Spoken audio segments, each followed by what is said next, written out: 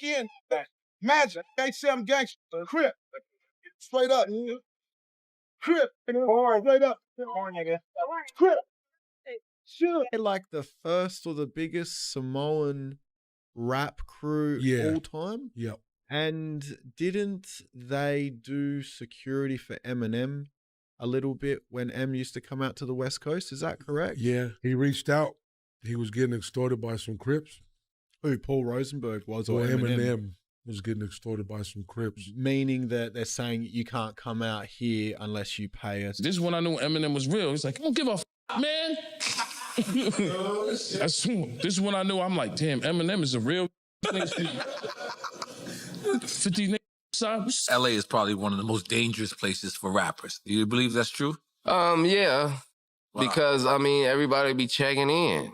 That's your favorite thing to do, check in with somebody that's gonna rob you. Welcome back to your daily dose of scandal and glamour. Eminem might not be the first name that pops in your head when you think gangster rapper, but don't get it twisted. This man's got more backbone than most of the so-called street legends out here. He's not flashing gang signs, claiming a hood, or building his career on that tough guy image. But when it's time to stand his ground, he's as solid as they come. Every single time someone tried to press him, check him, or run intimidation games, M didn't flinch for a second. He faced it head on like he had nothing to lose. One of the wildest examples of that came when certain gangs actually tried to force Eminem to check in. And if you're not familiar with that term, let me break it down. It's a street rule in places with heavy gang presence, especially in cities like Los Angeles. When a rapper, celebrity, or any high-profile figure comes into town, the local crews expect you to show respect by letting them know you've arrived. Check in. Imagine, they say I'm gangster. Crip. Straight up. Crip. Straight up. Crip. Sure. On the surface, it's supposed to be like saying, hey, I know this is your turf, let's keep it cool. Sounds harmless, right? But here's the truth. Checking in ain't always about respect.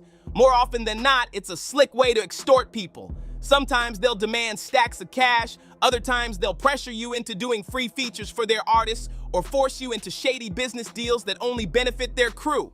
And trust, if you refuse, you're not just saying no, you're risking major consequences from harassment to dangerous street retaliation. Some rappers play along with the whole check-in game just to avoid trouble. It's like paying a street tax so you can move freely without worrying about somebody starting problems.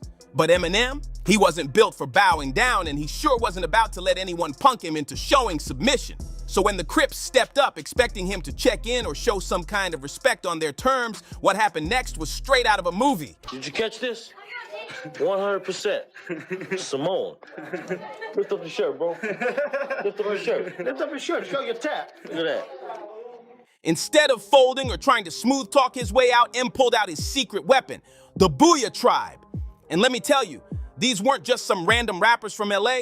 They were tied deep into the Samoan gang scene with serious connections that ran straight to some of the most respected and feared crews in the city. If you know anything about the streets, you already know Samoan gangs, especially the notorious Sons of Samoa, are no joke. They might seem laid back, cracking jokes and chilling like it's all love. But disrespect them and it flips fast. We're talking instant danger, no hesitation, and no second chances. These were the exact people Eminem had watching his back. In fact, Monster Ja, the nephew of a Booyah Tribe member, later went on record in an interview saying his uncles and their crew acted as M's unofficial security while he was in LA. They made sure nobody even thought about stepping to him, and if someone tried, let's just say it wouldn't have ended pretty. Didn't they do security for Eminem a little bit when M used to come out to the West Coast? Is that correct? Yeah. Eminem was getting extorted by some Crips. Meaning that they're saying you can't come out here unless you pay us or... And Eminem didn't just take their protection and keep it moving. He showed the Booyah Tribe serious respect by hopping on their track 911 alongside Be Real. That's actually how the collaboration Hip Hop is in a State of 911 was born. According to the story, Paul Rosenberg, M's manager, reached out because certain Crips were trying to shake Eminem down, but Booyah wasn't having it for a second. They stepped in, shut that whole thing down, and made it clear nobody was touching M while he was in LA. If you really listen to that track, you'll catch Eminem throwing slick shout-outs to his Samoan muscle. Everywhere we go, people know we roll deep as 40, 50 Samoans, basically letting the world know he wasn't rolling solo, and anyone thinking about trying him would have to go through a wall of giants. What's up? Suge Knight scared of you. Suge Knight scared of you. And then everyone I talked to, they were, man, is Suge really this, really that? I was like, But I'm Samoan, man. I don't give a. I don't care. You King Kong, you Godzilla, you gonna. This might also explain why Eminem never seemed even slightly intimidated by Suge Knight, a man known across the industry as one of the scariest, most powerful figures in music at the time. In fact, one Booyah member claimed in an interview that even Suge gave them a wide berth. Yep, the man everyone feared supposedly feared them. The tension between Eminem and Suge doesn't get nearly the coverage it deserves, but make no mistake, it's one of those behind-the-scenes tales that shows just how wild and unpredictable the hip-hop game really was back in those days. This all traces back to the day Dr. Dre walked away from Death Row Records. The moment Dre signed Eminem and later brought 50 Cent into the camp, the stage was set for trouble. Like the Eminem 50 and that was with us. So Suge came, he had some Mexican. Now we from New York. You ain't never seen a nigga with a tattoo on his forehead. Just lights the cigar, and it's the about Suge. He liked the cigar, and he trying to see what you gonna do. So Eminem, 50, everybody. Because Suge Knight already had deep, ugly beef with Dre. So when Eminem and 50 started dominating the charts, they didn't just rise to the top. They inherited Dre's war with Suge. And if you know anything about Suge, he wasn't the type to let old grudges fade away. Suge made his presence felt more than once. One of the most infamous moments came during the filming of 50 Cent's In Da Club music video. Out of nowhere, someone on set yelled, "Suge Knight is here!"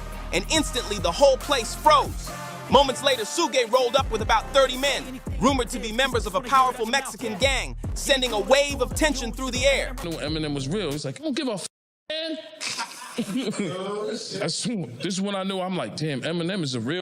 These niggas 50 niggas outside. That was vintage Suge, rolling deep, unannounced, and making sure everyone remembered he still had pull in the streets. But here's the kicker. Eminem was there too. And instead of hiding in the trailer or slipping out the back, he stood his ground like it was just another day. Then there's the 2001 Source Awards, a night that could have turned into a full-blown disaster. Eminem was performing with D12, and the energy in the building was already on edge. Usually, artists are allowed to keep their bodyguards right by their side. But for some strange reason, the rule that night was different. Security had to sit away from the performers. That meant M was out there without his usual wall of protection, and Suge's crew wasted no time trying to take advantage of that opening. According to Eminem's former bodyguard, Big Nas, things at the Source Awards went from tense to dangerous in seconds. Walking to his seat, I'm standing up to the side, and M was cut off on his way to his seat, and all these guys in red shirts surrounded him. And I'm looking at M's face, and I'm looking at these guys. I'm like, M suddenly found himself boxed in by a group of men all wearing bright red shirts, a loud and clear sign they were Bloods, a gang Suge Knight was famously connected to. Big Nas clocked the scene instantly, sprinting across the venue to get to M before anything could pop off. In his eyes, it was obvious. These guys weren't random fans. They were sent with a purpose, and that purpose came straight from Suge. But that wasn't the end of it. The beef between Suge and Eminem cranked up to a whole new level during an incident in Hawaii that sounds more like a scene from a gangster flick than a casual music event. Big Nas revealed that they got solid intel. Suge wasn't just talking trash, he was allegedly planning to physically harm Eminem at what was supposed to be a laid-back getaway. And here's the crazy part. This wasn't some empty veiled threat. Suge allegedly flew out more than 50 men from Los Angeles to Hawaii with one mission: crash the event and cause chaos. The vacation was meant to be a chill gathering with Eminem, Snoop Dogg, and Dr. Dre, but the moment they landed, the vibe flipped from tropical bliss to lockdown mode. Instead of hitting the beach or sipping cocktails, the crew had to move like they were entering a war zone. Eminem, Snoop, Dre, even their wives ended up wearing bulletproof vests daily. Firearms stayed within reach at all times. The tension got so real that the Honolulu Police Department stepped in, assigning officers to shadow the group 24/7 just to keep them safe. For what was meant to be a peaceful trip, it turned into a survival mission overnight. Big Nas later described just how unreal the whole Hawaii situation felt. "We thought it was going to be a vacation," he said, but it turned into a huge problem. They had wives with them. Some people even brought their kids. And the moment they stepped off the plane, it was chaos. Honolulu police were already waiting, hustling the entire group, kids, spouses, everyone, straight into a transport van like they were fleeing a danger zone. But here's the thing, if Suge Knight had actually made a move on Eminem, the fallout could have been explosive. Thanks to M's connection with the Samoan gangs, there was a serious layer of protection that Suge had every reason to respect. Like we covered earlier, the Samoans weren't about talk, they were about action, and their reputation was legendary in street circles. The Sons of Samoa, or SOS, first rose up in Long Beach, California in the mid-1980s. At first, they were a local force, but by the 1990s, their influence stretched far beyond one city. They had a strong presence in Hawaii and had branched into major areas of California, including San Jose, Oakland, and Hayward, places where the Samoa family had deep roots. That kind of geographic reach only boosted their influence, making them a network you simply didn't cross. Law enforcement in Washington state even went on record about SOS, warning that they were notorious for using pure intimidation to get exactly what they wanted. In other words, if you ended up on their bad side, the pressure wouldn't just be felt, it would be unavoidable. Extortion wasn't just part of the Sons of Samoa's playbook, it was one of their signature moves. On top of that, they were known to pull off bold drug ripoffs, and when things heated up, they weren't afraid to take it all the way. These weren't the kind of guys you could scare off or talk down in the middle of a confrontation. If a fight came their way, they were stepping forward, not back. They'd square up with just about any gang that crossed their path, but their most common rivals were the Tongan Crip gangsters. That rivalry alone kept street tensions high, with both sides constantly aware of who was where and who was making moves. And when it came to repping their identity, SOS had their own signature style. One of their most recognizable markers was the Seattle Mariners logo, rocked on hats or stitched into clothing as a badge of loyalty. They also had distinctive hand signs that weren't just for flair. These signals carried weight, especially in gang-heavy territories where every gesture could mean respect or war. Long Beach detective Norm Sorensen told the Los Angeles Times back in 1990 that the Sons of Samoa were an incredibly tough group, and that toughness only escalated when they'd been drinking or using drugs. According to Sorensen, their tolerance for disrespect was basically zero. If someone so much as threw the wrong look their way, fists would fly almost instantly. They were the type to fight at the drop of a hat, and their unpredictability made every encounter with them a gamble most people weren't willing to take. The Sons of Samoa's violent reputation wasn't street legend, it was earned. Word spread fast about their willingness to throw down, and it wasn't just for show. Whether it was pure intimidation, enforcing their dominance, or going toe-to-toe with rival crews, SOS had a zero-nonsense policy when it came to business. Every move they made reinforced one message loud and clear: they were not the gang you wanted to test. But here's what set them apart from a lot of other street crews: their structure was different. SOS didn't fully operate outside of regular society, and they didn't have the same kind of brutal initiation rituals most gangs are infamous for. There was no getting jumped in or surviving a hazing just to earn your spot. Joining SOS was more natural, almost family-based. Samoans came together out of necessity, bound by the need to protect themselves and their people in communities where they were a small, vulnerable minority. The numbers tell the story. Back in 2000, Oakland's entire Samoan population was just 614 people, barely 0.15% of the city. When you're that outnumbered, sticking together isn't just loyalty, it's survival. SOS became a shield as much as it was a weapon, creating a tight-knit network where members looked out for each other on the streets, in schools, and even inside Samoan churches. Court records even quote a friend of the Samoa family describing SOS as having a strong presence not only in cities like San Jose, but in cultural spaces where their community gathered. It was this blend of street strength and deep-rooted cultural unity that made the Sons of Samoa unlike any other gang out there. Inside Samoan churches, SOS members often spoke about core values, respect for others, especially elders, a tradition deeply rooted in Samoan culture. But once they stepped outside those walls, the tone could shift fast. The same guys preaching about community and honor on Sunday could flip into a far darker mode out on the streets, moving with the same fearsome energy that built their reputation. Still, not everyone painted SOS as nothing more than a criminal crew.